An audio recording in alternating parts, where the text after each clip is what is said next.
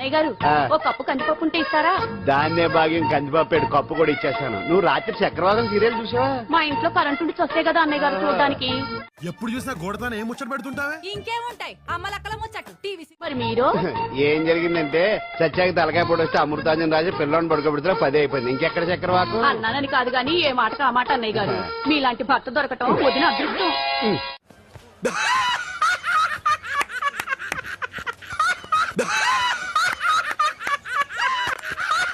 It comes and it goes. దీనివల్ల medication కూడా ఏదైతే ఉందో ఆ మెడికేషన్ కూడా పారాసెటమాల్. ఏం చదువుకున్నావు బాబు? ఈ ఆలోచించేది చదువుకునే రోజులు ఆలోచిస్తే మంచి డిగ్రీ అయినా వచ్చేది. అందుకే ఎడ్యుకేషన్ నెగ్లెక్ట్ చేయకూడదు అంటారు. This is going to be a నిరంతర ప్రక్రియ. ఎవరురా నువ్వు? ఇంత టాలెంటెడ్ ఉన్నావు. You are really a god gifted child. 6 hours పాటు దాని బ్లీచింగ్ పౌడర్ దాని మీద ఉంటే that virus will die. 6 hours పాటు దాని బ్లీచింగ్ పౌడర్ దాని మీద ఉంటే దట్ వైరస్ విల్ డై. పిచ్చోళ్ళ గురించి వెంటనే కానీ లైవ్ లో ఇదే చూడటం.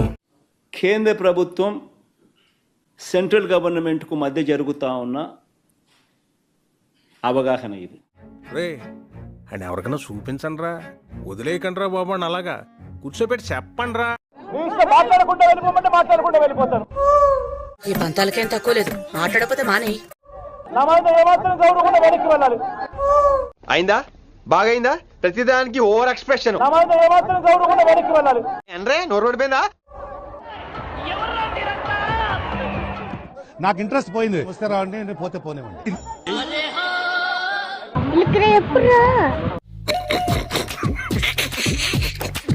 చెప్పలేదమ్మా. వైసీపీ హయాం విద్యుత్ రంగానికి పెనుశాపంగా మారింది. జనాలకు జగన్ ఇచ్చిన షాక్ అలాంటిది ఇలాంటిది కాదు. ఆయన గద్దె దిగిన ఆనాటి పాపాలు శాపాలుగా ప్రజలను వెంటాడుతున్నాయి. మళ్ళీ కొత్త కాన్సెప్టా? ఊపిరి పీల్చుకోవడం కూడా టైం ఇవ్వట్లేదురా. జగన్ తన అస్మదీయ సంస్థల కోసం పనిచేసి విద్యుత్ రంగాన్ని దుస్థితిలోకి నెట్టారు. అధిక ధరకు విద్యుత్ కొనడం, అంతకు ముందున పీపీఏలను రద్దు చేయడం విద్యుత్ రంగాన్ని దారుణంగా దెబ్బతీసింది. అంటే అది గత 2 ఏళ్లలో 15,485 కోట్లు ఎఫ్పీసీఏ భారం ప్రజలపై పడింది. జగన్మోహన్ రెడ్డి గారి మాటలు నమ్మి ఓట్లు వేస్తే బాదుడే బాదుడు. ఒకవైపు నేను కెప్టెన్సీ చేస్తుంటే జగన్మోహన్ రెడ్డి గారు విద్యుత్ వినియోగదారుల మీద, గృహ వినియోగదారుల మీద 25% నుంచి 55% అర్ధంతరంగా పెంచేసి ఇవాళ 15,485 కోట్ల రూపాయలు ప్రజల మీద భారం వేసి. ఇప్పుడు ఎక్కడ కొట్టాలరా? నిన్ను కొట్టకుండా పనే మార్గం లేదా? అమరావతిని కళకళ్లాడించడానికి పెద్ద ప్లాన్ జరుగుతోంది. ఆల్రెడీ అమరావతికి విద్యా సంస్థలు, కేంద్ర సంస్థలు క్యూ కడుతున్నాయి. ఇండియన్ ఇన్స్టిట్యూట్ ఆఫ్ టెక్నాలజీ తాత్కాలిక క్యాంపస్ ఏర్పాటు చేస్తోంది అక్కడ.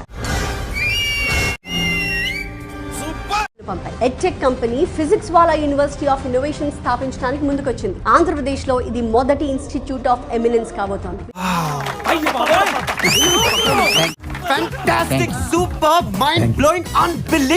వీటితో పాటు కేంద్ర ప్రభుత్వ సంస్థలు కూడా రాబోతున్నాయి. ISRO research centre, national police academy extension campus, all India services training institute, national green tribunal regional office.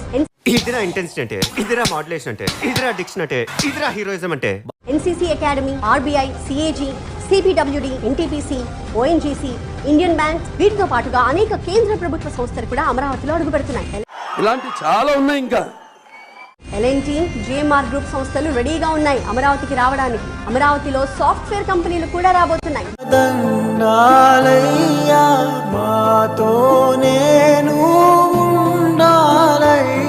Microsoft company Amaravati సమీపంలో 181 కోట్లతో 25 ఎకరాల భూమిని కొనుగోలు చేసింది. ఇన్ఫోసిస్ భారీ పెట్టుబడితో కొత్త ఐటీ హబ్ అభివృద్ధి చేయబోతోంది.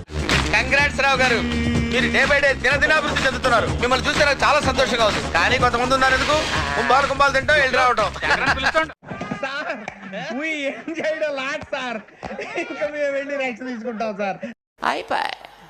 ఈ వీడియో నచ్చితే మీకు ఏం చేయాలో తెలుసు కదా.